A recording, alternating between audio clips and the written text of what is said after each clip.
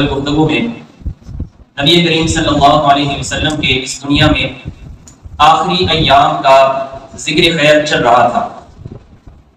آپ صلی اللہ علیہ وسلم سفر کے آخر میں بیمار ہوئے اور اس کے چند روز بعد ربیع الاول کے مہینے میں پیر کے دن اس دنیا سے تشریف لے گئے۔ آپ کی زندگی کا آخری روز کیسا تھا اور اس دن نبی علیہ السلام پر مرض کی شدت کیا تھی اور صحابہ کرام کا آپ کے اس دنیا سے چلے جانے پر کیا رویہ تھا اور ہمارے لیے ان میں کیا سبق موجود ہے، آج ہم اس حوالے سے گفتگو کریں گے۔ آپ صلی اللہ علیہ وسلم اپنی وفات کے آخری دن اس قدر تکلیف کی شدت میں مبتلا تھے کہ سیدہ فاطمہ رضی اللہ تعالی عنہا خاتون جنت ہے، وہ اپنے بابا کی اس تکلیف کی شدت کو دیکھتے ہوئے فرماتی ہیں کہ واہ کر ابا، ہائے میرے ابا جان کی تکلیف کس قدر شدید ہے، کتنی تکلیف کے اندر مبتلا ہے۔ نبی کریم صلی اللہ علیہ وسلم اس موقع پر اپنی بیٹی کو تسلی دیتے ہوئے فرماتے ہیں کہ لیس علی ابیک کرب بعد اليوم، اے فاطمہ تمہارے والد کے اوپر آج کے بعد اب کوئی تکلیف نہیں آنے والی۔ دنیا کے اندر جتنی مسائل کا اور تکلیفوں کا سامنا کرنا تھا وہ کر لیا، آج کے بعد آپ کے والد کو کسی تکلیف کا سامنا نہیں کرنا۔ آپ کے یہ مختصر الفاظ ہمارے سامنے آپ کی سابقہ ساری زندگی جو ہے اس کا نچوڑ رکھ دیتے ہیں کہ آپ نے کس قدر آزمائشوں کے اندر، کس قدر جو ہے وہ اللہ رب العالمین کی طرف سے آنے والی آزمائشوں کے اوپر صبر سے کام لیا۔ اور ہمارے اوپر کوئی چھوٹی سی مشکل آ جاتی ہے، ہم پریشانی کے اندر آب و بھگا اللہ تعالیٰ سے شکایت شروع کر دیتے ہیں۔ آپ کی زندگی کا ذرا سرسری سا ہم جائزہ لیں، اس دنیا میں تشریف لائے تو آپ کے والد اس دنیا سے جا چکے تھے، یتیمی کی حالت میں آپ نے آنکھ کھولی اور اس کے بعد 6 سال کی عمر میں آپ کی والدہ اس دنیا سے تشریف لے۔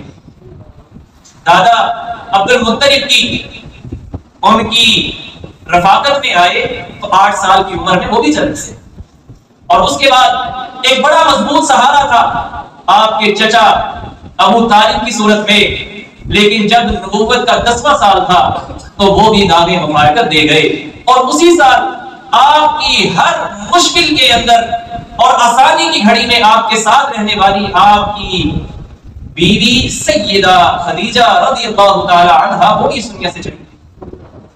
ہمارا کوئی عزیز اس دنیا سے چلا جائے ہم کیا کیا اس کے اوپر غم کا اظہار نہیں کرتے، اور بعض اوقات ہم اللہ تعالیٰ سے شکایتیں شروع کر دیتے۔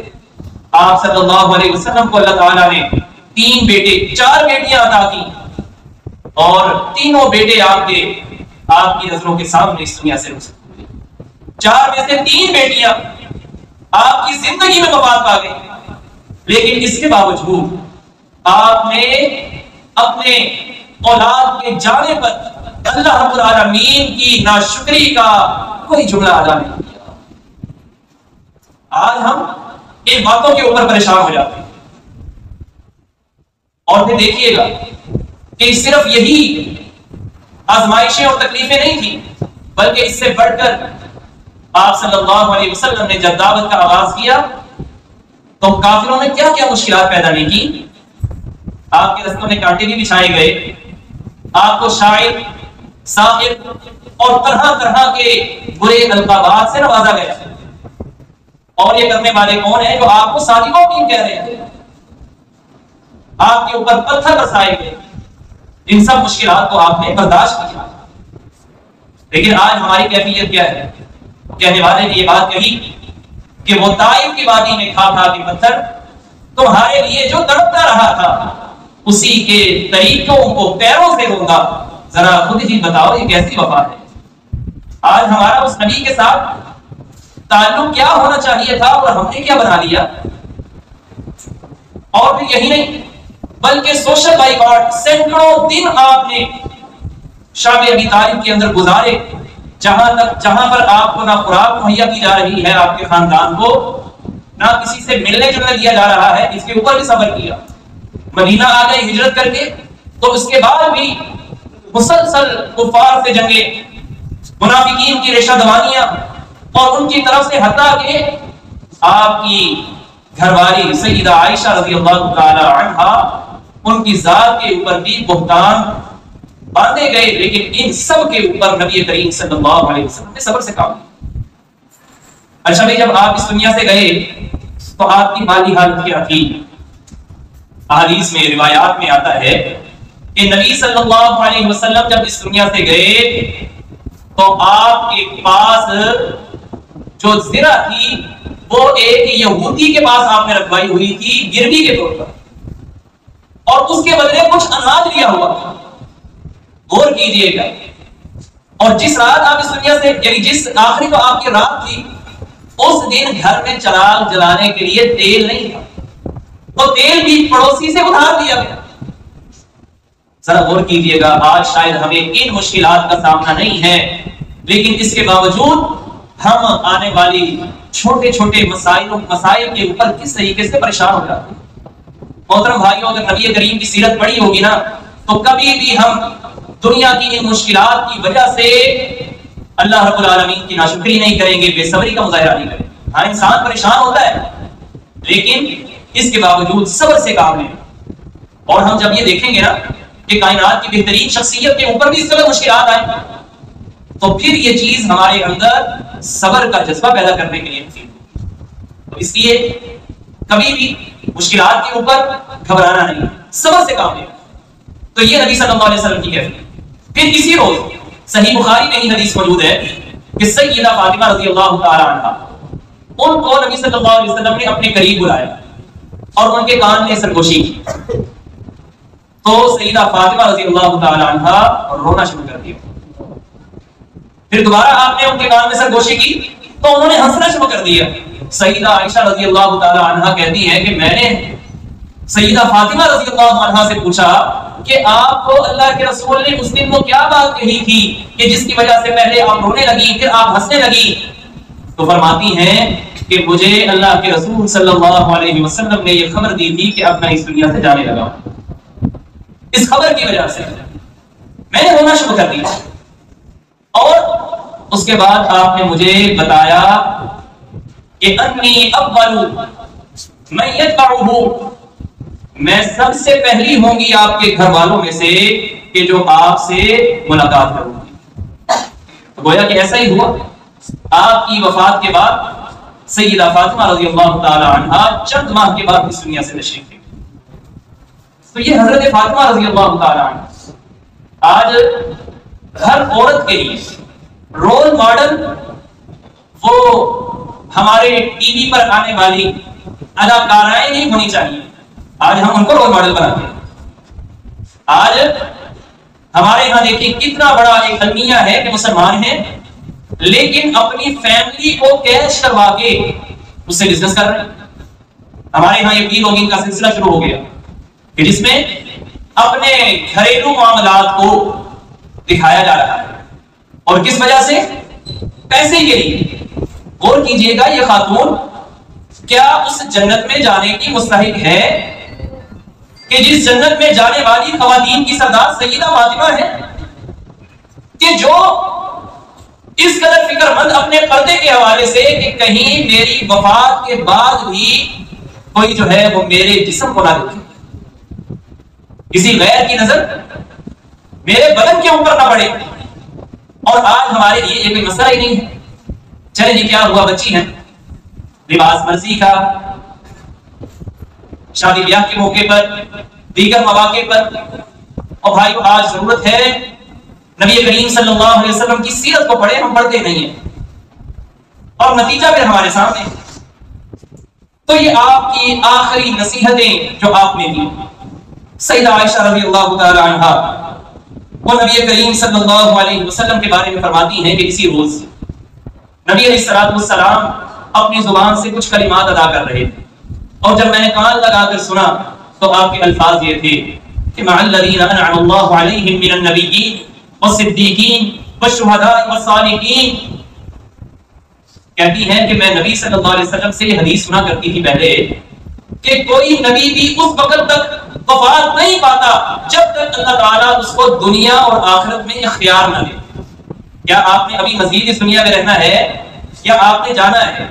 تو جب میں نے نبی صلی اللہ علیہ وسلم سے یہ الفاظ سنے نا کہ جن کا مطلب یہ ہے کہ اے اللہ میں ان لوگوں کا ساتھ چاہتا ہوں کہ جن پر انعام کیا ہے تو نے، انبیاء، صدیقین، شہداء اور صالحین۔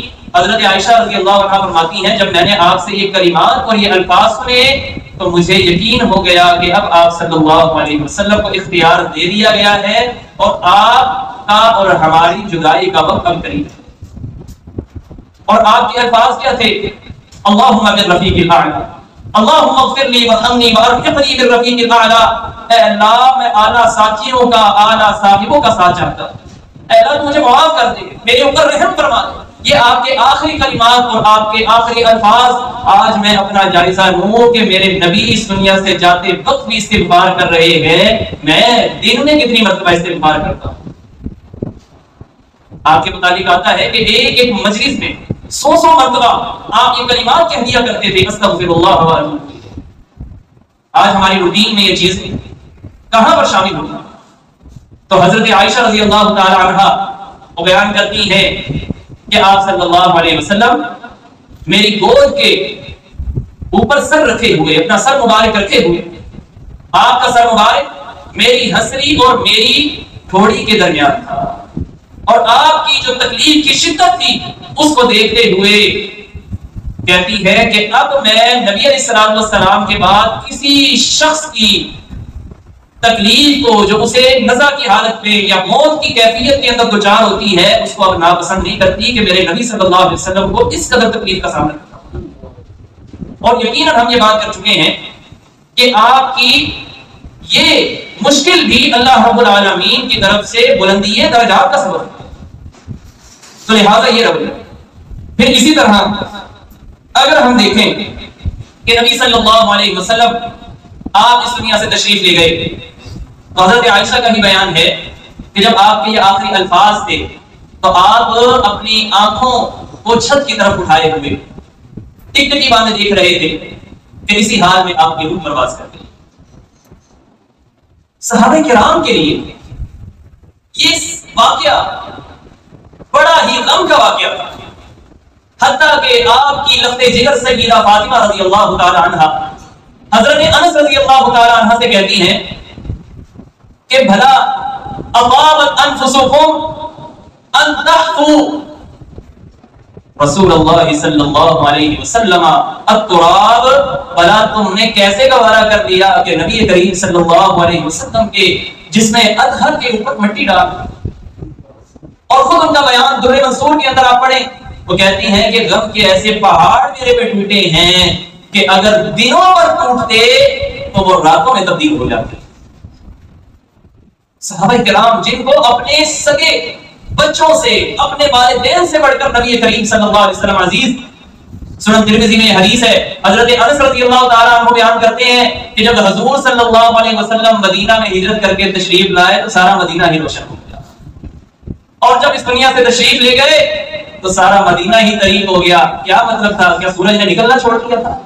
نہیں، بلکہ غم کی ایسی کیفیت تھی کہ صحابہ کرام ان کے لیے یہ بات برداشت کرنا بڑا ہی مشکل، حتیٰ کہ حضرت عمر جیسا شخص رضی اللہ عنہ اتنی فہم و فراست رکھنے والا، وہ کیا کہتے ہیں جب پتہ چلا کہ آپ صلی اللہ علیہ وسلم تشریف لے گئے ہیں، کہتے ہیں جو شخص یہ کہے گا کہ آپ اس دنیا سے چلے گئے ہیں میں اس کا سر قلم کر دوں۔ بعض لوگ یہ سوچنے لگے کہ نبی علیہ السلام دوبارہ زندہ ہو کر تشریف لائیں گے، تو حضرت ابو بکر رضی اللہ تعالیٰ عنہ کو جب آپ کی اس دنیا سے جانے کی خبر ملی تو وہ سیدھا آپ کے گھر گئے حجرہ عائشہ رضی اللہ تعالیٰ عنہا میں، اور جا کر نبی کریم صلی اللہ علیہ وسلم کے اوپر جو چادر تھی اس کو ہٹایا اور آپ کے چہرے کا بوسہ لیا، اور اس کے بعد فرمانے لگے کہ اللہ تعالیٰ آپ کے اوپر دو موتوں کو جمع نہیں کریں گے، جو اللہ تعالیٰ نے تقدیر میں لکھا تھا آپ اپنے وقت کو پہنچ چکے، آپ وہ باہر آتے ہیں اور बाहर जो हजरत उमर रजी अल्लाह ताला अन्हु लोगों से खिताब कर रहे थे और बड़े ही गम की कैफियत में थे, हजरत अबू बकर रजी अल्लाह ताला अन्हु ने उस मौके पर एक खुतबा इरशाद फरमाया। अब लोग हजरत अबू बकर रजी अल्लाह ताला अन्हु की तरफ मुतवज्जे हुए और वो खुतबा क्या था, आज हमें उस पर गौर करने की जरूरत है। फरमाने लगे, मन काना यअबुदु मुहम्मदन फक़द मात, लोगों जो शख्स मोहम्मद सल्लल्लाहु अलैहि वसल्लम की इबादत करता था वो जान ले कि नबी सल्लल्लाहु अलैहि वसल्लम इस दुनिया से चले गए, और जो अल्लाह ताला की इबादत करता था वो जान ले कि अल्लाह ताला तो जिंदा है, उसे कभी मौत नहीं आई। उसके बाद उन्होंने कुरान मजीद की वो आयत तिलावत की जो हमने जुमे के आगाज में पढ़ी है, सूरह आले इमरान की, वमा मुहम्मदुन इल्ला रसूल, मोहम्मद सल्लल्लाहु अलैहि वसल्लम तो अल्लाह के रसूल हैं, उनसे पहले भी रसूल गुजर चुके, क्या जब आप इस दुनिया से चले जाएंगे या शहीद कर दिए जाएंगे तो क्या तुम अपनी एड़ियों के बल फिर जाओगे? ये आयत पढ़ी हजरत उमर रज़ी अल्लाह ताला अन्हु वो फरमाने लगे कि हमने जब ये आयत सुनी ना तो गोया कि हमें लगा कि ये आयत आज ही नाज़िल हुई है कुरान मजीद में, हालांकि ये आयत पहले नाज़िल हो चुकी थी, लेकिन सहाबे किराम की इस आयत की तरफ जो है वो तवज्जो नहीं रही, इस कदर जो है वो गम की कैफियत। हजरत उमर रज़ी अल्लाह ताला अन्हु जैसा शख्स वो कहते हैं कि जब मैंने ये आयत सुनी तो मेरे कदम जो थे वो मेरा बोझ नहीं उठा रहे थे और मैं वहीं पर गिर पड़ा और मुझे यकीन आ गया कि नबी सल्लल्लाहु अलैहि वसल्लम अब इस दुनिया से चले गए। मोहतरम भाइयों, आज हमारे लिए, मुसलमानों के लिए, उम्मत मुस्लिमा के लिए बहुत बड़ा सबक है। हजरत अबू बकर रज़ी अल्लाह ताला अन्हु का ये खिताब, बरवक्त खिताब, बड़ा अहमियत का अमीर है। नबी करीम सल्लल्लाहु अलैहि वसल्लम से बढ़कर बड़ा लीडर कौन होगा? लेकिन आप इस दुनिया से चले गए, लेकिन उन्होंने आपके मिशन को जारी रखा, आपने अपना हक अदा कर दिया। आज मोहतरम भाइयों, अगर हमास का लीडर उसको इस्राइल मार देता है, शहीद कर देता है, तो आज मुसलमानों के लिए बहुत बड़ा सबक है कि जिस मिशन पर लड़ते हुए उन्होंने अपनी जान दी, क्या आज हमारे हुक्मरान, हमारे मुसलमान क्या उस मिशन के साथ संजीदा है कि नहीं? अल्लाह आज आप वो वीडियो उठाकर देखें कि जिसमें अपनी जिंदगी के आखिरी लम्हात तक एक छड़ी के साथ दुश्मन का मुकाबला कर, और उन्होंने ये बात कही थी कि इस्राइल अगर मुझे कोई बेहतरीन तोहफा दे सकता है तो वो मुझे कत्ल करके मुझे सबसे बड़ा तोहफा दे सकता है।